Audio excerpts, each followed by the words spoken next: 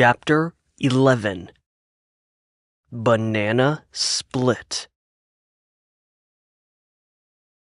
Dangling modifiers aside, along with the impossibility of capturing images using ice cream, what took place next was a series of precise movements from Penelope, executed with haste and confidence. It reminded Gordon of that girl in high school who never wanted for more self-esteem. That girl who was eminently comfortable in her own skin, no matter what zit was exploding or what hair was misplaced or what colors clashed. When you have that much self-confidence in high school, nothing in the world can hold you back. On the other hand, high school had been a long time ago, before orange turds were elected president and tried to overthrow the government, before social media turned out to be poisoning, if not destroying, the minds of so much more than just a single generation, and before the clear and present danger of a global pandemic had become an existential crisis of incalculable consequences. Gordon had never been particularly fond of high school. Even from a young age, he had a clear vision for a life as a professional writer. Novels, journalism, Hollywood screenplays. And beyond the essentials, high school offered little to help him along that path. Instead, it served up plenty of conflict and friction for the introverted, social anxiety-ridden, spectrum-adjacent, ice cream-loving nerd who preferred to sit in the library hunched over a spiral-bound, ruled notebook, writing longhand stories about planetary exploration in the furthest reaches of the solar system. No. High school, in the education-hating Florida, Natch, had never been a bright spot for Gordon, which was the exact opposite of how he would characterize his friendship with Penelope from the same period. That bright spot had been so luminous, it actually erased some of those ugly shadows cast by the former.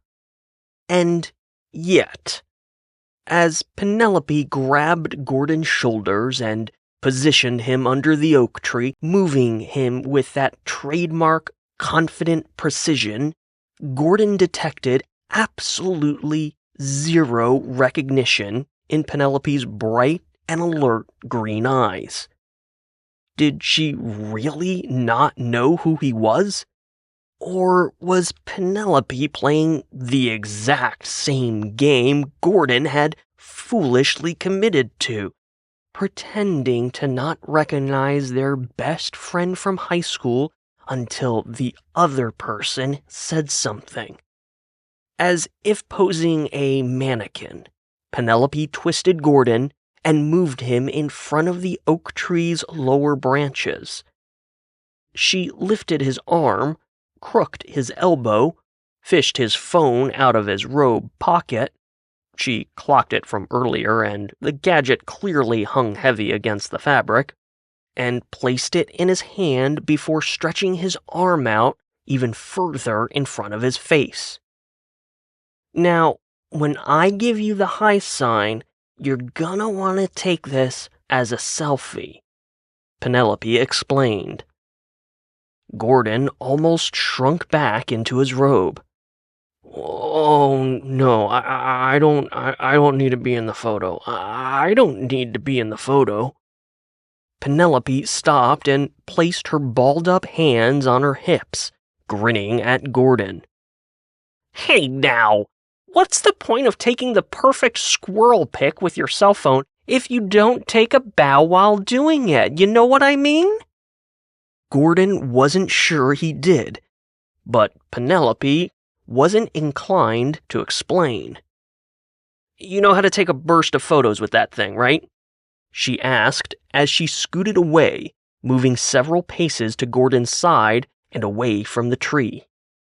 Penelope wasn't fooling around, and Gordon suddenly felt even more rushed. He quickly opened his camera app, turned the lens on himself, and nodded rapidly. Yeah, sure, of course." Penelope squatted low, bouncing gently with excitement.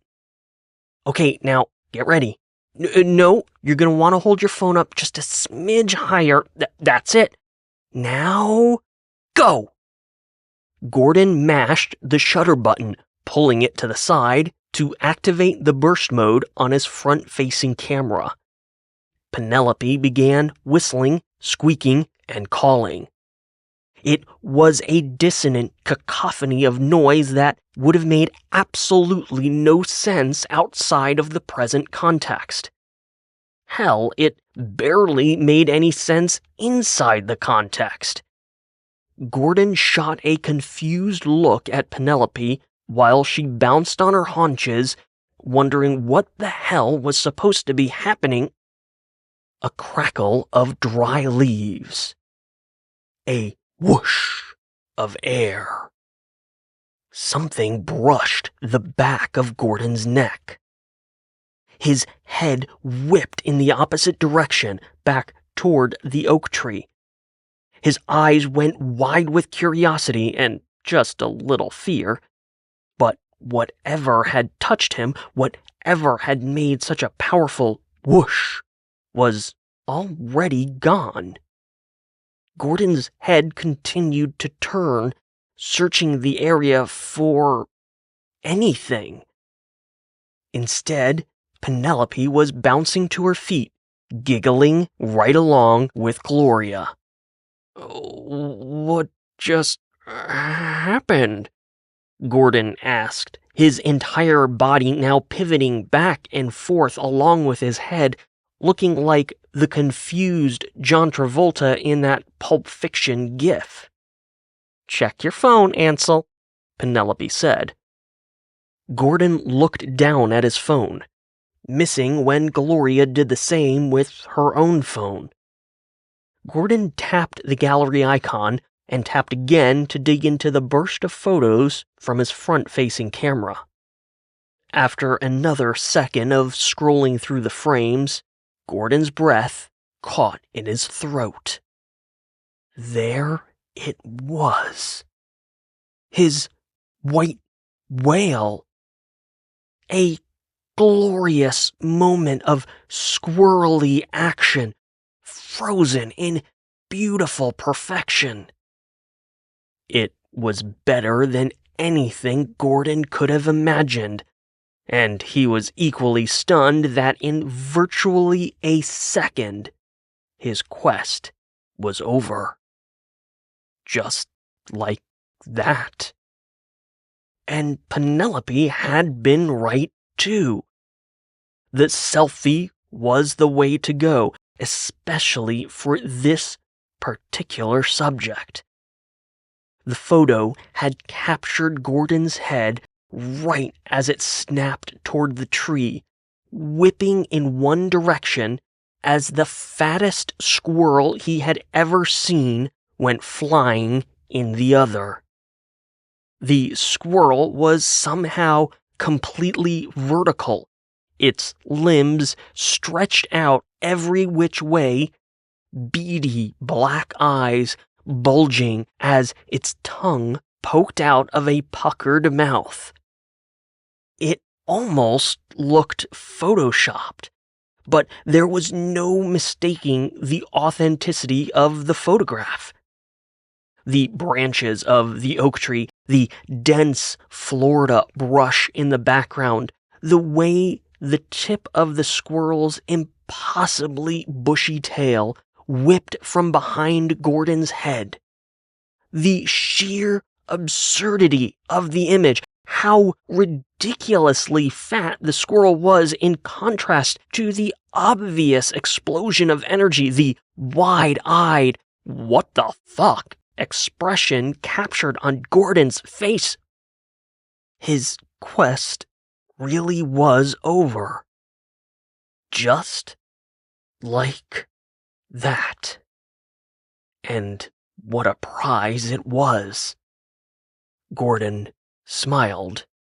Then he chuckled, thinking of how many walks he had taken with Jasmine, chasing squirrels and snapping photos. She would have loved this picture. Gordon looked up from his phone, forcing himself to meet Penelope's gaze and thank her for, well, everything. But he instead found his high school friend turned to Gloria, their faces grim. The older woman was chewing her lip as she stared at her phone. What's the, Gordon wasn't sure what to say. Gordon, I am so sorry, Gloria said. She waved her phone in the air by way of some kind of explanation. My son, the ventilator. She didn't have to say another word. Gloria's son, who had been on a family vacation at redacted when he became ill and tested positive for the virus, had taken a turn for the worst. It was Gloria's worst-case nightmare scenario, the very outcome she had braced for from the moment she learned her son was on the ventilator.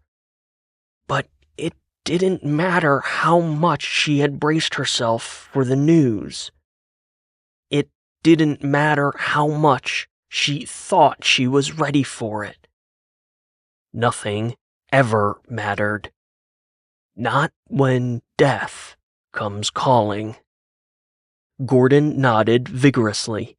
He knew Gloria didn't need his permission, but he gave it just the same. Go, please, he said. Just thank you, Gloria. I mean, for everything else, but... Gloria had already turned and had started back to her SUV. I'm so sorry, Gordon. Good luck, Gordon called after her. It probably wasn't the best thing to say to a mother who was about to see her dying son for the last time, but it was all he had. And for whatever it was worth, Gordon meant it. And for as little time as Gordon and Gloria had known each other, Gordon was fairly certain she knew he meant it. So, Gordon turned slowly to Penelope, who was shifting from foot to foot. That, Penelope continued, gesturing after Gloria, is fucking tragic on 1,000 different levels, but this... She waved a finger between the two of them. I mean, fancy seeing you here, Gordo. So she had recognized him. Not that Gordon was at all equipped to deal with that information. He mirrored Penelope's gesture in Gloria's direction. She was taking me to the supermarket to get some ice cream. Penelope lifted her chin as understanding dawned. Oh, you were on a quest to take a squirrel photo and on a quest to get ice cream. That makes way more sense. Did you really think I wanted to try and take a picture using ice cream? Penelope clapped him on the shoulder as she went to gather her picnic basket. Dude, I stopped trying to figure you out halfway through freshman year, and you can't get ice cream at the supermarket, she said. Gordon blinked in confusion. Had there been a run on ice cream, like toilet paper at the beginning of the pandemic? Was that why the pharmacy had nothing but orange sherbet? I can't. Penelope finished packing her picnic basket. I mean, if you hate yourself, then I guess, sure, okay. She picked up the basket by the handles and started down the path to the parking lot. I know a way better place. Best fucking ice cream you've ever had. And if you've never had their ice cream before, oh man, it is going to change your fucking life, if you know what I mean. Gordon didn't. But when it came to ice cream, and Penelope in general, he had always been open to finding out. You want me to take you?